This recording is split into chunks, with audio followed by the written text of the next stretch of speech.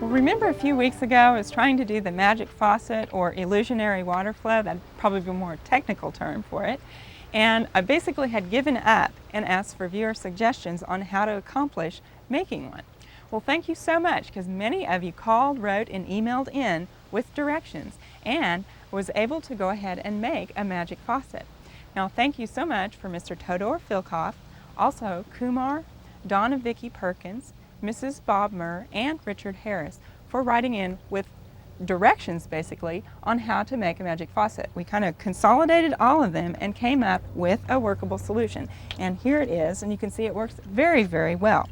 Now what I'm going to do here is basically unplug it and go through the steps with you, kind of go backwards with you on how to do this. It really wasn't that difficult to accomplish, and it's not very expensive either. Your most expensive part, of course, is your pump. And I'll go ahead and take that out here. And your pump, this is just, it's a little giant pump. And the only thing that you want to watch for on that is to make sure that you've got a pump with enough lift for as tall as you're going to make your tubing. So if you need to put this up about 2 feet tall, you need to make sure that your pump has enough oomph with it to go ahead and get that up there 2 feet. And it'll tell you on the package how much lift the pump has. Now next, this opening on the pump is 3/4 of an inch. I need tubing that's 3/4 of an inch. That was kind of my next thing to be able to fit over the top of the pump. Now this tubing, this is lucite tubing, and that was the next hard part, was finding this. I ended up finding it at a pet supply store. Now you could probably find it at some of the larger hardware stores as well, but if you're having trouble locating this tubing, then look for it at your pet supply store. Now you cut it in the length you want. This is a little bit over 1 foot long. And I also have, of course, this is a 3/4 inch spout on the top, and this is a swivel adapter, which I'll tell you its purpose in a little bit. Now my tubing, of course, we cut it to the right size, and the next thing that you want to do is to drill holes.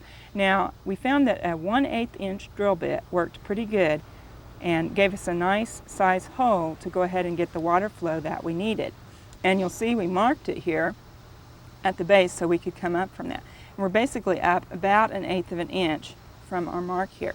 Now, you could go with just attaching your tubing, and of course then your holes would be up here, and attaching it here with some epoxy. The problem that I ran into in attaching the tubing to the spigot with the epoxy is that to allow the epoxy to dry and keep the spigot on top, I never could figure out how to get them there, and they have to sit for 24 hours. And the positioning of this is very critical at that time, and so it was hard to keep that, and you can't run the water through it to check it. So the epoxy part was a little bit hard. That is where we came up with the swivel adapter, and you want to get a long one. They come in shorter sizes, but the long one works very well, because what you end up doing is putting in, you can see here, some flexible washers. These are just the kind of washers that you use in your hose when you're putting them together so that you get a good fit on your hose. And there are 5 flexible washers inside of here. And we put these in, and then you also put a little piece of clear plastic right here to stop that up so the water doesn't go on up into the spigot. Then we just screw this on our adapter, and then we just snug the tubing right up in there, mark it, and then drill our holes. And I would like to thank my husband John for helping me get this all synthesized and put together, because he really helped me, and especially this adapter part. That was hard. I couldn't get that figured out.